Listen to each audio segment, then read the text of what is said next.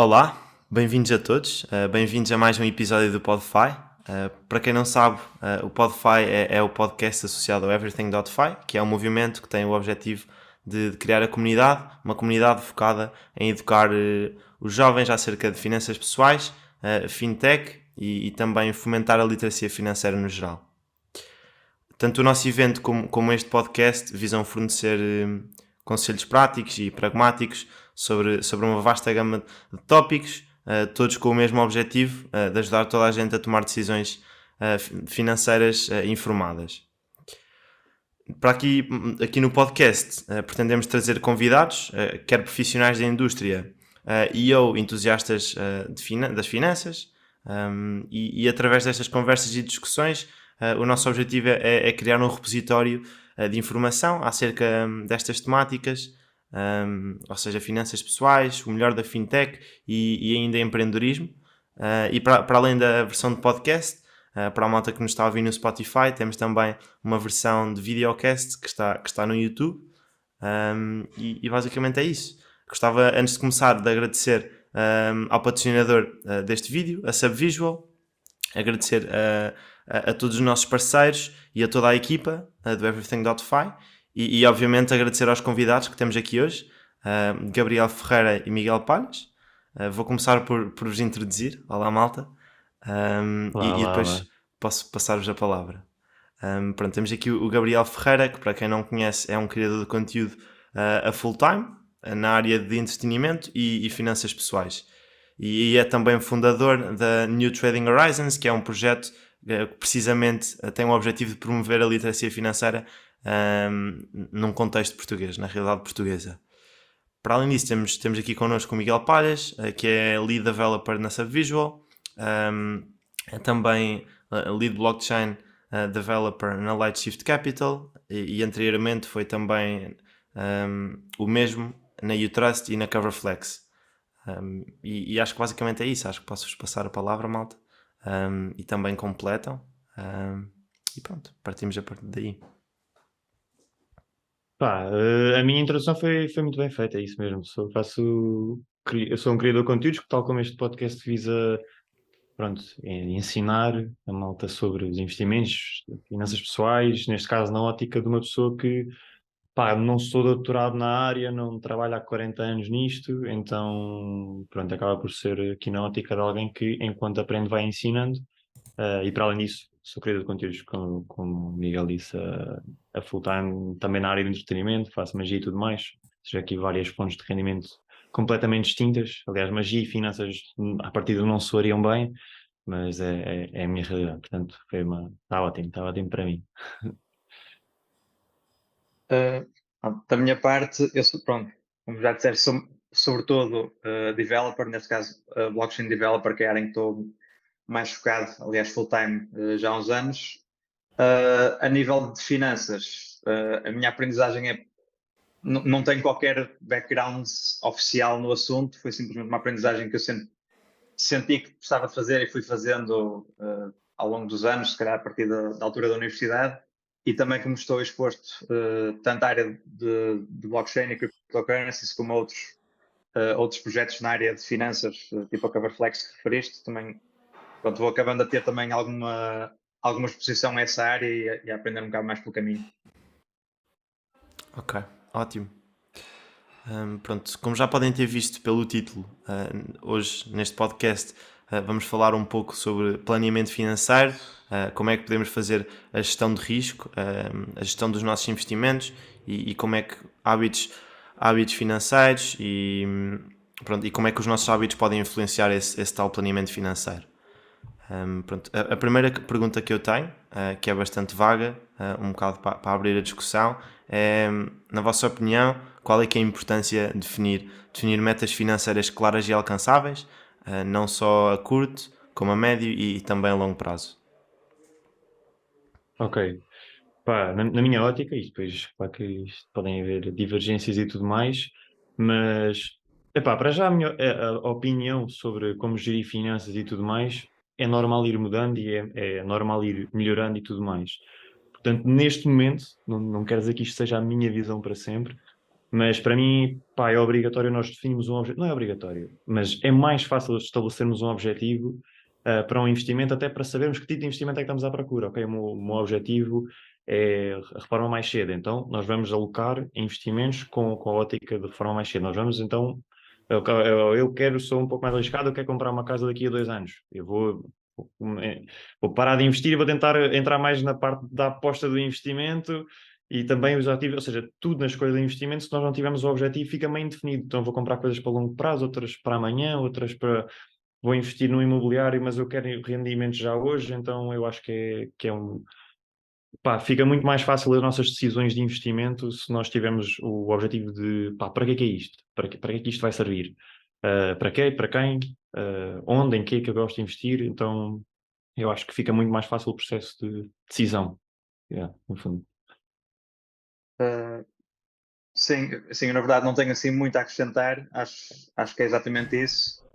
Acho que é ter um objetivo definido, lá está, tanto a curto, médio e longo prazo, também ajuda, ou, aliás, se calhar é a principal coisa para definir o perfil de risco, porque lá está, se o meu objetivo é só ter uma vida minimamente confortável, comprar uma casa e tentar pagar o crédito rapidamente e por aí fora, se calhar aquilo que eu preciso de fazer não é ir investir nas coisas mais especulativas e arriscadas ou o mais perto quase de ir a um casino, digamos, e se calhar posso, tendo esse plano em mente, posso tentar delinear qual é que é o meu perfil de risco, quanto é que eu quero, quanto é que eu espero ter rendimentos nos próximos anos e por aí fora e planear com base nisso.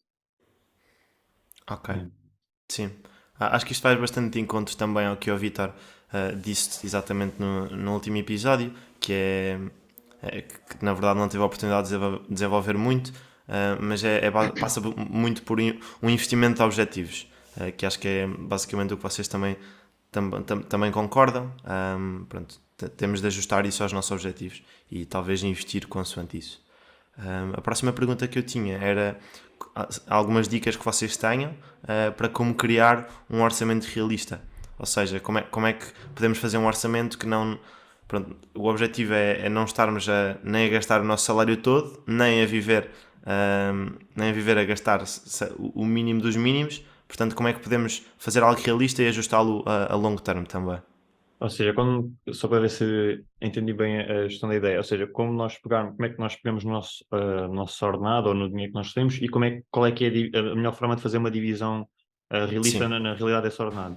sim, exatamente. Ahm, Pá, na minha visão, isto aqui depois nós podemos entrar aqui em percentagens e tudo mais, só que pá, as percentagens funcionam para uma média, mas não funcionam para todos os casos. Porque primeiro é assumir que pá, vamos começar de baixo para cima. Ordenados pequeninos que dão para pagar as despesas. Aí não dá para inventar. Não vamos estar a dizer que temos de tirar 15, 20% do ordenado para investimentos e para isto e para aquilo. Aí é tentar fazer os pagamentos de tudo. E depois a parte das poupanças, eu acho que depois, isso será depois um tema mais que também vai entrar aqui, mas quanto à parte do ordenado, se temos um ordenado pequeno, o objetivo não é o que é que eu vou poupar daqui para fazer outra coisa, é como é que eu posso ganhar mais para assim conseguir poupar esse dinheiro para investimentos, para férias, para o que seja. Para um ordenado normal, é começarmos a aplicar uma percentagem confortável. Pá, aqui, se nós formos ver livros e vídeos e tudo mais alguma coisa, existem todo o tipo de percentagens, mas honestamente aqui vai bater outra vez com o tópico passado, que é o nosso objetivo. Pá, consoante o nosso objetivo, nós vamos conseguir perceber dos nossos ordenados, se tivermos um ordenado fixo, o que é preciso para eu chegar ao objetivo com um determinado retorno. Claro que no investimento não existe a garantia de vou chegar àquele ano com o que eu pretendo logo de início, mas nós trabalhamos com o histórico passado e com uma perspectiva futura. E a perspectiva futura é toda baseada no histórico passado. Então é esse o cálculo. Pá, se calhar para um ordenado grande, depois é aqui num ordenado médio, o quê? 15, 20%, mas lá está, isto depende muito dos objetivos, é muito complicado. Depois a parte da poupança é fundamental, porque nós também temos depois este objetivo, nós temos a secção do investimento e se não chegarmos lá, se não conseguimos atingir o que é que nós queremos investir, ok, o que é que eu posso fazer para poupar o dinheiro que eu estou aqui a gastar, visto que é um ordenado mais comum, mais normal, que eu consigo fazer as minhas coisas na mesma, não deixando-nos ir divertir essas coisas, mas pá, eu Eu podia estar aqui a dar percentagens, não as tenho. Agora é o que é confortável, consegues viver, consegues ter dinheiro, consegues ter o teu fundo de emergência. Se tens isto tudo e tens, se calhar sobra-te 40% do ordenado, tu podes, pá, 40%, se for o que é bom para ti, é 40%. Mas para a maioria das pessoas, 40% não vai ser bacana. Então, para mim, depende muito a gestão. Agora, depois existem muitas formas de aumentar os outros lados, que é, ok, ganhamos pouco. O aumentar, existem várias formas de ganhar mais, ter mais rendas. A poupança é todo um tópico também que nós depois que dá para abordar, que também faz aumentar depois o dinheiro extra. E depois não esquecer o lazer, que eu acho que é importantíssimo. E pronto, pá, na minha visão é isto. Não, é um pouco difícil, visto que há vários patamares, e no fundo, é o que tens, o que exatamente. estás confortável. Estás confortável. Eu tenho aqui, se calhar, 2 pontos. O primeiro se calhar para dizer já antes que me esqueça, é aquilo que o Gabriel acabou de referir, que é não esquecer o lazer e não entrar num caminho, ou pelo menos para mim, isto não é necessariamente a visão de toda a gente, mas é aquela em que eu acredito, de não entrar numa mentalidade ou num caminho em que estamos puramente a pensar em poupar no futuro e nunca a viver o presente. Claro que, pronto, isto é sempre tendo um salário mais baixo, ou mesmo um salário mínimo, estas coisas são sempre muito bonitas de dizer, mas nem sempre são a realidade. Portanto, cada um também tem que ajustar à sua realidade, mas estar constantemente a pensar em poupar cada cêntimo possível para ter aquela forma o mais cedo possível e com isso passar se calhar 1 ou 2 décadas em que depois chega ao fim e se vê que não se aproveitou a vida, para mim essa parte é essencial, ou seja, poupar sim e tentar planear o futuro o melhor possível, mas também não vou deixar de desfrutar da vida, senão o poupar também não tem sentido. Sobre como criar um orçamento realista, aliás. Primeira parte, primeiro, se o nosso ordenado não for ideal, se tivermos um ordenado relativamente baixo, como o Gabriel também já disse, pensar ou tentar planear como chegar a um ponto mais confortável. Isso já depende também da carreira de cada um, nem há muito a dizer aí neste assunto. Daquilo que é o nosso ordenado atual, ou que irá ser no futuro, o que me ajudou muito a mim desde o início, e isto mesmo desde os meus primeiros anos de trabalho, em que eu ainda recebi um salário relativamente baixo e não tinha muito bem noção sequer de qual é que era o custo de vida, de quanto é que eu ia gastar por mês em compras, em gasolina, em renda, isto ou aquilo. Não tinha essa experiência. O que me ajudou principalmente foi definir alocações para determinadas coisas, e provavelmente vamos falar disto mais à frente, e automatizar essas alocações o máximo possível, de forma a que eu não tivesse, e eu não queria mesmo ter que estar a cada mês a tomar ações explícitas ou a decidir quanto é que quero para aqui ou para ali, mas sim a ter isso tudo já automatizado e decidido por mim, uh, para, que, para que eu já soubesse com quanto é que posso contar em cada mês e para as coisas estarem já alocadas, poupadas, investidas, etc., sem ter que passar pela minha intervenção. Isso é engraçado, Miguel, os dois pontos. É tipo, o primeiro sobre pá, isso do lazer. Há uma cena que eu ouvi e faz um bom sentido, e eu até acho que não tinha bem esta mentalidade, e quando ouvi isto eu comecei que é os 50 euros para nós quando nós temos 15 anos não são os mesmos 50 euros quando nós temos tipo 20 ou 30 ou 40, ou seja, 50 euros vão Uhum. sendo quase diminuindo a importância. Porquê? Porque nós com 50 euros, pá, com 15, 16, 17, 18 anos, ou o que seja, antes de começar a trabalhar, pá, nós fazemos.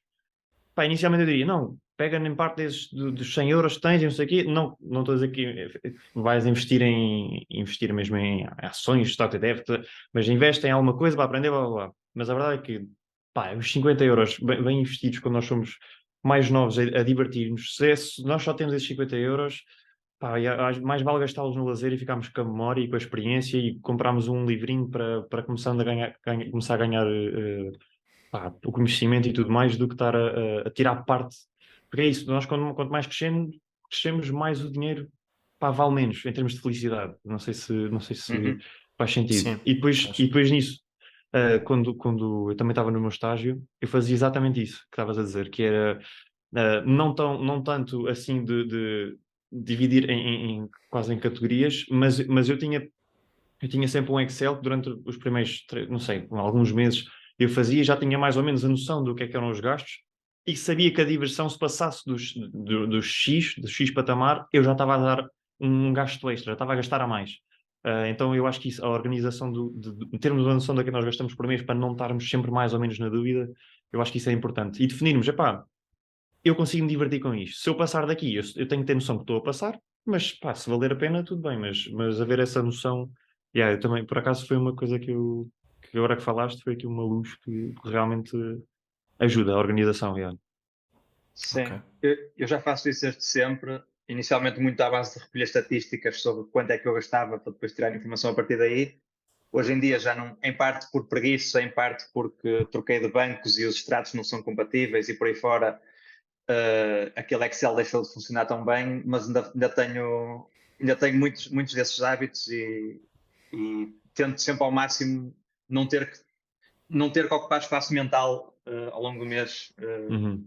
em coisas que podem ser automatizadas. Ok, ótimo. Ainda bem que chegaram a esse ponto, porque isso era mesmo algo que eu ia trazer, que era qual é que é o papel que essa divisão automática e a fintech ehm, tem nas vossas vidas, ou seja, na vossa experiência pessoal, e se acham que isso é importante para o público em geral implementar para alcançar os seus objetivos financeiros. Pois é, Miguel, tu estavas aí com. Acho que tens Uh, mais É assim, coisa. posso se calhar resumir um bocado o que é que eu fiz concretamente e o que é que eu faço agora. Uhum. Já agora, tudo isto vem muito também da minha veia de programador. Portanto, algumas dessas coisas são coisas que eu programei ou que eu me lembrei porque associo a tarefas de trabalho, mas inicialmente, nos primeiros tempos, eu até cheguei a usar uma daquelas apps mobile em que uma pessoa podia apontar as despesas individuais e aquilo recolhia Também. métricas e por aí fora. Não, pá, não recomendo isso a ninguém, ou pelo menos as apps que havia na altura, não sei como há agora, porque se eu tenho que estar a perder 30 segundos e imensos cliques para dizer que gastei 60 cêntimos num café, pá, não. Uhum. Aí também há um ponto muito importante que é o tempo é dinheiro, literalmente. E se eu perdi 30 segundos para apontar uma despesa de 60 cêntimos, só esses 30 segundos já tiveram um Já custo. aumentou, já aumentou. Uh, exatamente. Então, pronto, rapidamente passei disso para uma visão mais high level, em que eu tinha um Excel em que fazia duas coisas. Tinha na primeira página uma tabela com o meu salário atual líquido. De seguida, as despesas fixas que eu tinha, a renda que eu sabia que eram aqueles 300 euros por mês, gasolina, eu gastava mais ou menos 80 por mês, pronto, deve haver uns desvios, vou pôr 90 para arredondar. Luz e água também são mais ou menos constantes. Então isso subtraio logo desse meu salário líquido. Daquilo que resta, vou tentar pôr, acho que 10, 20%, não me lembro o que era na altura, para poupanças. Uh, Essas poupanças iam automaticamente para uma conta poupança, para uma conta de investimentos, para saírem imediatamente da conta a prazo e eu nem sequer ter hipótese de lhes tocar. Uh, Pronto, mais uma série de coisas, tudo aquilo que sobrasse, ou pelo menos parte daquilo que sobrasse, era dinheiro que eu sabia que podia gastar naquele mês. E hoje em dia o que eu faço é enviar esse dinheiro para o Revolut, simplesmente porque é o banco que eu uso quando vou para o estrangeiro, logo acaba por ser o meu budget para férias também. O dinheiro que está no Revolut, e ainda hoje faço isso, é dinheiro que eu sei que veio dessas contas, só aquela porção mensal é que foi para lá. Se está lá, se eu quiser fazer uma compra, alguma coisa por diversão ou uma coisa Mais por lazer. por lazer, exatamente, e se o dinheiro que está lá chega para isso, eu não tenho que estar a fazer contas de se devo comprar aquilo, se é demasiado caro para mim, ou Uhum. se há outra coisa mais importante para comprar, porque já sei que aquele valor que lá está é precisamente para eu gastar à vontade. E isso ajuda-me imenso. A nível de tracking, o que me ajudou a ter estes valores, e era pronto, a segunda página do Excel, era na altura uma página bastante over-engineered que eu fiz no Excel, praticamente programada, em que eu pulava lá o extrato bancário, tinha uma série de expressões regulares com base na descrição, que é era uma descrição, aquela descrição que vem do banco que acaba por não ser muito clara, associar a uma categoria. Então eu consegui ao longo de 2 ou 3 anos ter ali métricas de quanto é que eu estava concretamente a gastar em gasolina, em compras, em luz e água e por aí fora, para primeiro ajustar esses budgets e saber, olha, afinal não estou a gastar 80 euros em gasolina, estou a gastar 90, tenho que ajustar, não há volta. Se estou a gastar isso, pronto, mais vale assumir o gasto. E outras coisas em que eu pudesse aperceber-me que se calhar estava a gastar mais do que eu pensava e que se calhar queria poupar. Sei lá, por exemplo, a conta da EDP, a perceber se estou a gastar demasiada luz em casa, se tenho o ar-condicionado ligado muito tempo, e hoje em dia já tenho mesmo sensores no quadro elétrico para medir o consumo internamente em tempo real. Mas foi isto, basicamente, recolher métricas de uma forma que não me ocupasse tempo a recolher essas métricas, importante, e depois definir esses budgets com base nisso. Ok, ótimo. Super insightful. Espero. Força. Eu, por exemplo, em termos de automatização, estamos a falar agora na parte das finanças. Eu diria que, não, eu acho que tornarmos as coisas automáticas, processos automáticos, é obrigatório, não é? Tipo, em tudo, trabalho e tudo mais. Na parte das finanças, só tenho uma coisa automática. E isto aqui parece até ridículo, mas eu levo muitas multas por não pagar coisas. Então, se há coisa que eu tenho automática são os pagamentos. Pagamentos para mim, toda a malta esquecida, eu não sei como é que há coisas que não dão para ser automáticas. Pagamentos, ou seja, é a única coisa em termos financeiros que eu tenho automático, que de resto, aliás, isto, e depois imaginemos, tudo o que seja, agora falando de parte dos investimentos, tudo o que seja investimento e que nós tenhamos uma base de mensalidade, isto, hoje em dia já existem plataformas para tudo que fazem tudo automático e que, mais uma vez, tempo é dinheiro e desde que as coisas continuem gerais, não estou a ver o porquê não temos de estar lá todos os meses a clicar, a comprar, ou lá se existem estratégias desse género. Portanto, sempre que der para ser alguma coisa automática, é isso, o tempo é dinheiro. Em termos de trabalho, eu sinto isso, que eu automatizo tudo, faço tudo o que faço e que não consigo, contrato. Não, tempo é dinheiro, é mesmo isso. Agora, não, em termos de finança pessoal, ou seja, gestão pessoal, não tenho nada. Pagamentos. Para não pagar as multas. Eu era um terror em multas. E a Eu verdade sou é que. Eu ia Não, dizer, ia só dizer, eu sou o maior fã de débito direto deste país. deve ir direto sempre. Mas a malta não entende que existem várias coisas que nós, se não nos informarmos bem, que nós pagamos multas de coisas que nós. Por exemplo, principalmente quando entramos no mercado de trabalho, passar recibos as primeiras vezes e tudo mais, há montes de coisas que nós temos que pagar multas que a malta não sabe. Não se explica isto na escola, não é? Isto aqui já é um tema mais que falado, mas isso, se a malta que tiver a ouvir que ainda não tenha começado a trabalhar, a passar recibos, a fazer pagamentos, quanto antes, é tudo débito direto. E se pensarem, eu não vou pôr débito direto, se calhar não tenho para pagar, então, a não ser que seja uma despesa obrigatória, então não tenhas isso como débito, não tenhas, simplesmente, não pagues. Se a preocupação de será que aquele débito sair e eu não vou ter dinheiro para outras coisas, então mais vale não o ter, a não ser que seja, claro, a água ou a luz, que é fundamental. Ok, obrigado pelas opiniões. Agora eu gostava de introduzir um tema um bocado diferente, portanto divergirmos aqui. Ou melhor, não é divergirmos, porque na verdade está tudo interligado, mas são perguntas claramente de outro tema, que é mais focada no nosso perfil de investidor. Ou seja, para quem não sabe, perfil de investidor tem a ver com, tal como por exemplo o Vítor e o António no último episódio falaram um bocado, perfil de investidor tem a ver com a nossa tolerância, barra aptidão ao risco, e gostava de falar um bocado disso com vocês, como é que isso afeta o nosso planeamento, como é que devemos ter isso em conta. E a primeira pergunta que eu tinha para vocês é como é que podemos identificar o nosso perfil de investidor e como é que devemos ter isso em conta quando estamos a escolher a nossa estratégia de investimento. Pois, amigo, força. Estava a pensar. Eu estou a iniciar. Força. Em termos em primeiro lugar, neste tópico, mais uma vez eu reforço. É ok nós mudarmos as nossas opiniões consoante o tempo vai passando, por várias razões. inicialmente podemos achar que temos mais aptidão ao risco do que na verdade temos. Por outro lado, nós podemos começar devagar e achar, pá, eu consigo estar um pouco mais confortável com isto.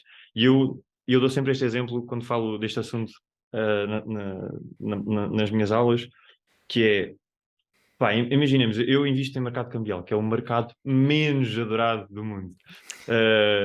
E eu, inicialmente, isto aqui foi uma curva, que é, inicialmente, eu não tinha medo nenhum do risco. É tipo, não interessa, estou a aprender, blá, blá, blá, mas pá, é um comportamento que não funciona. Porquê? Não há medo do risco, não há bloqueios, não há proteções para o nosso próprio investimento, e depois então a coisa ocorre mal. Ou seja, eu estava num espectro que não funcionava, que era risco a mais.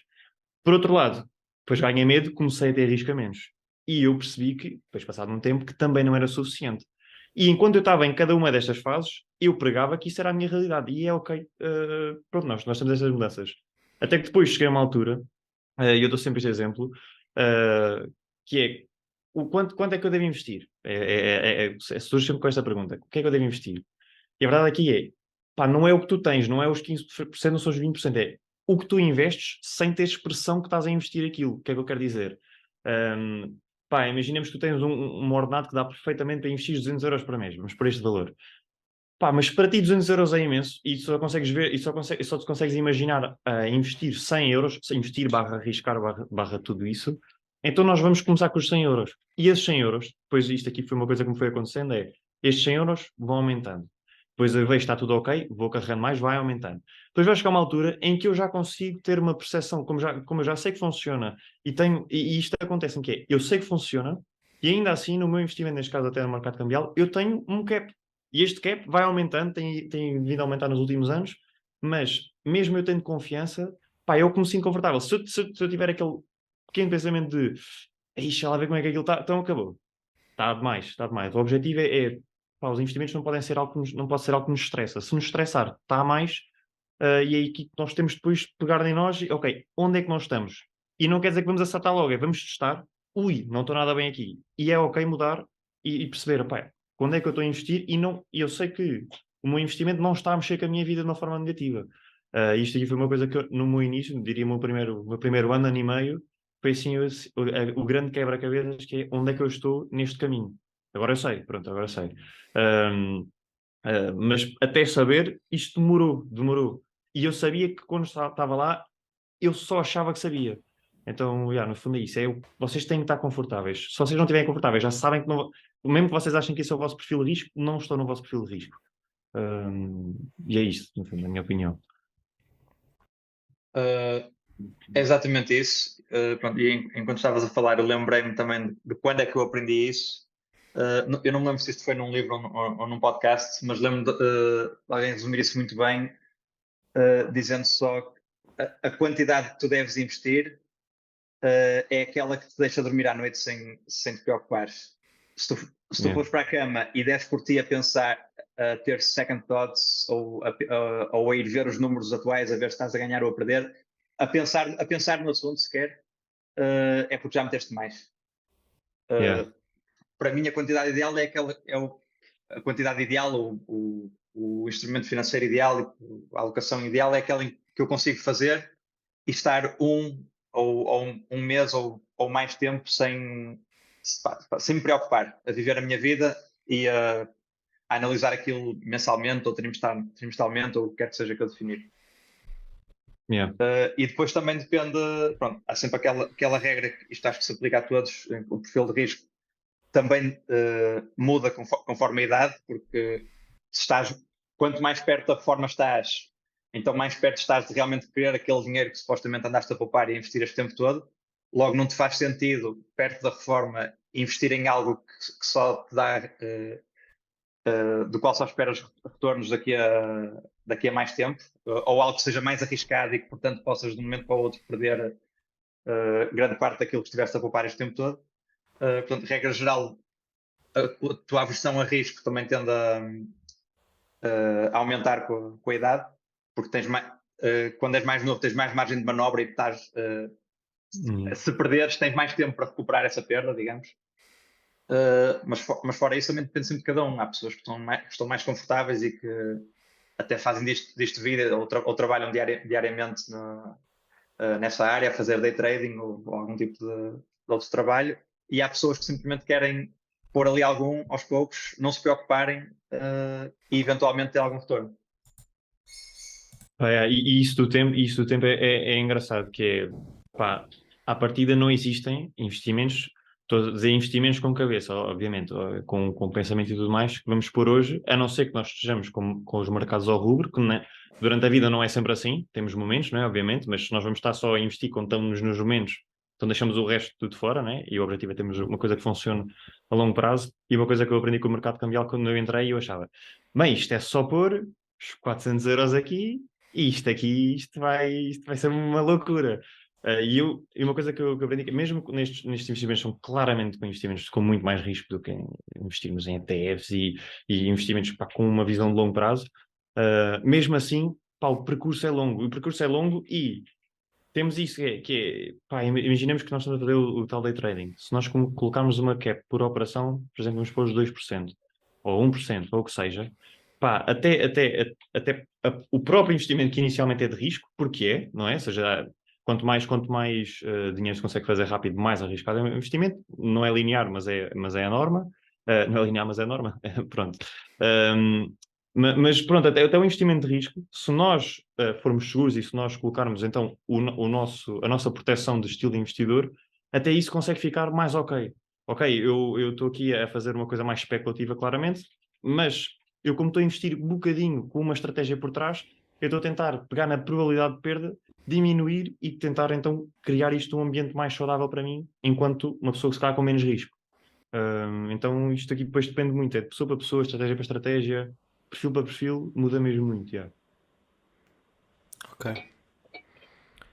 Um dos pontos exatamente que eu ia perguntar, mas que vocês também já abordaram, era exatamente a importância de avaliar e estar abertos a mudarmos o nosso perfil de risco, ajustar às nossas necessidades, também consoante o avanço da idade, e exatamente, peço desculpa, exatamente a mudança dos objetivos de investimento. Portanto, acho que isso já está mais do que respondido. Portanto, acho que só me resta perguntar se tem algumas dicas para como escolher, para as pessoas perceberem como é que podem escolher os investimentos alinhados com o seu perfil de risco. E isto também vem muito com a pergunta de como é que percebemos qual é que é o nosso perfil de risco, na minha opinião, obviamente. Ok, acho que há também duas perguntas diferentes, que são perceber o nosso perfil de risco e perceber aonde é que eu devo investir concretamente. O perfil de risco, acho que é um bocado conhecermos a nós próprios e é uma coisa que se calhar vem com o tempo. No meu caso, eu fui se calhar bastante a medo, porque o meu background de infância sempre vem daquele tipo de background em que sempre fui ensinado a pôr o dinheirinho todo no banco e a não mexer porque posso um dia ter um acidente e precisar dele de emergência, e nunca, só mais tarde comecei a aprender sobre finanças, sobre investimento e por aí fora. Então foi muito à base de molhar os pés, pôr ali algum dinheiro, ver como é que a coisa funciona, ver que plataformas é que há, o que é que elas fazem, o que é isto, um ETF, o que é uma ação. E quando me senti confortável a perceber isso, começar a pôr quantias maiores ou a pôr a alocação completa que eu tinha calculado. E estar sempre ciente disto que eu disse anteriormente, de conseguir dormir à noite sem pensar no assunto. Se der por mim a pensar no assunto, então se calhar rever o que é que eu fiz, se calhar pus dinheiro a mais ou pus no sítio errado. Sobre onde alocar, acho que aqui depende muito do conhecimento de cada um, e acho que é sempre uma área em que as pessoas podem sempre aprender se quiserem explorar outros mecanismos. Regra geral, ações são se calhar o instrumento mais convencional que as pessoas conhecem mais facilmente, está mais presente no nosso dia a dia. ETFs se calhar são um bocado menos conhecidos, mas o conceito também é fácil de perceber e acabam por ser mais seguros, diria eu, do que investir em ações individuais, e perceber essa diferença também é bastante útil. Depois há uma série de outros instrumentos em que eu acho sinceramente que muitos deles, principalmente aqueles mais arriscados, e aqui estou a incluir já agora cryptocurrencies, que é a minha área de trabalho hoje em dia, em que as pessoas só deviam, as pessoas deviam mesmo saber no que se estão a meter. E não deviam, primeiro, acreditar em promessas de dinheiro fácil ou dinheiro rápido, porque isso são duas coisas que não existem. Uh, ou investir numa área que para elas é completamente desconhecida apenas porque têm um amigo ou viram alguém nas notícias que teve bastante sucesso. Porque esse sucesso pode ser, primeiro, por pura sorte, por estar lá, por estar no sítio certo à hora certa, ou segundo, por ter conhecimento que a pessoa se calhar não tem e, portanto, não vai ter os mesmos resultados. Yeah. Pá, imagina, aqui esta parte de como encontrar os investimentos, o que o Miguel estava a dizer fez-me lembrar aqui um monte de tópicos, que é o primeiro, obrigatório. Se eu não sei o que é que estou a investir, se eu não sei descrever o que é e porquê é que eu acho que vai funcionar, então não vale a pena. Não vale a pena investirmos. E isto aqui, no fundo, vai depois direcionar para a pergunta. Mas porquê? Pá, é muito fácil perceber. Se eu estou a investir numa coisa e aquilo depois começa a não correr bem, eu só vou. Eu, como não tenho fé nenhuma, fé, uma palavra horrível para utilizar no investimento, mas como eu não tenho, como não tenho qualquer conhecimento de porque é que eu acho que aquilo vai dar certo, então eu só vou. A minha probabilidade de tomar uma decisão errada, seja ela continuar na posição ou sair, depende da situação mesmo efetivamente, o erro aumenta, claramente. Ao invés de se eu souber, eu sei. E depois é o saber sem nos apaixonarmos pelas posições, que é eu sei, ok, isto não está a correr bem, é ter uma visão de uma decisão. Pá, isto ao início é quase escrevam porquê, escrevam. Quando vocês virem que o vosso investimento está a ser diferente do que vocês tinham planeado inicialmente, vocês vão lá ler, pois isto não está nada do que eu escrevi. Vou encerrar então a minha posição. E depois, vocês para perceberem neste nível de algo, vocês têm que saber, vocês têm que simplesmente saber, têm que estudar, têm que. Pois é, eu vou-te perguntar o que é uma Bitcoin. Tu vais saber, se calhar, o que é assim por alto. Mas não sabes mais do que dizer por alto. Então, ao início, e para estes investimentos, mais uma vez, mais especulativos, muito mais arriscados, sem um background ou sem alguém que saiba efetivamente das coisas a acompanhar-nos, e depois é isso, o erro do amigo, que é, mas eu fiz isto Y, Z. Pá, fizeste naquele espaço de 2 ou 3 meses. Ou seja, não há um histórico, não há nada que comprove que isso é uma coisa que tu conseguiste fazer durante algum tempo. Mas pronto, isto para dizer que existem depois então ordens de aprendizagem que eu acho que começar, por exemplo, os ETFs, diria que são dos ativos mais fáceis de compreender e tomar uma decisão, visto que não são seguros, como é fácil de aprender o que é que são. E o que é que às vezes investir um bocadinho de dinheiro quando nós estamos a começar, é começar com pouco, obviamente, só pôr um bocadinho de dinheiro no mercado para começarmos a definir. Então, como é que eu me sinto com este dinheiro lá? Esta subida e descida, o que é que está a mudar? O que é que está a fazer em mim emocionalmente e tudo mais? E vai-me dar a sensação de, ok, eu comecei, então deixa-me agora ver isto a sério. Claro que o investimento, quando vocês fazem a primeira vez, já tem que saber a sério, mas, por exemplo, um ETF, pá, não é bem isto que eu quero, mas o meu dinheiro já está lá. Então deixa-me aprender que ações é que estão dentro deste ETF. E eu já tenho tempo, porque eu já percebi uma base, e desta base vou subir um bocadinho mais, e desta base ainda vou subir um bocadinho mais, pá, porque começar a aprender. Eu digo isto por experiência, eu comecei de trás, eu comecei do especulativo para trás. E realmente agora que eu já sei os caminhos, os passinhos do mais básico ao mais avançado, teria sido muito mais fácil se eu tivesse focado inicialmente no que eu compreendo, do que para algo que eu não compreendo, porque alguém me estava a dizer e eu imitava o que esse alguém fazia e depois aquilo não corria nada bem, depois eu não sabia porque é que corria mal. Enquanto se eu investir numa coisa que eu sei, mesmo que corra mal, eu vou perceber, eu vou conseguir estudar. Ok, isto correu mal porquê? Deixa-me lá analisar. Então, o estudo e a primeira prática vão-nos enquadrar um pouco para que tipo de investimento é que eu devo seguir. E depois, a partir daí, mais uma vez, cruzando com o, fator, com o risco e tudo mais, lá com a nossa aversão ao risco, com o nosso perfil. Por exemplo, eu tenho 24 anos.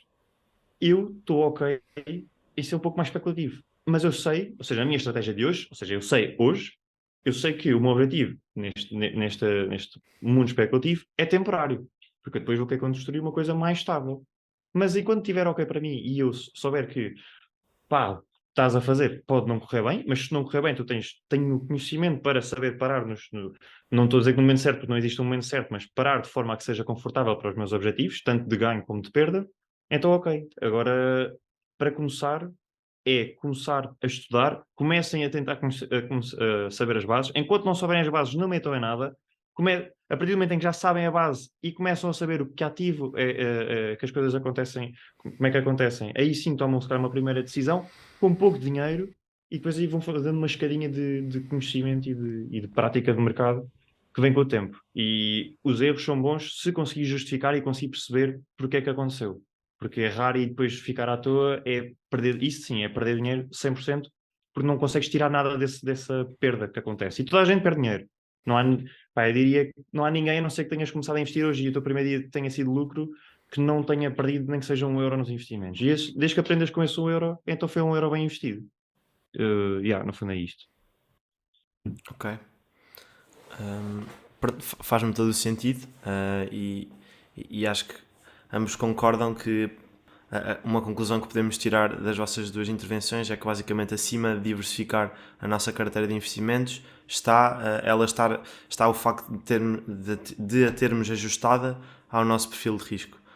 Ou seja, não vamos começar a diversificar para criptoativos, por exemplo, ou para o mercado cambial, se nem sequer percebemos e se nem sequer nos faz sentido, porque depois ficamos, pronto, faz-nos muito pior em termos emocionais e por aí além, portanto é preciso ajustar.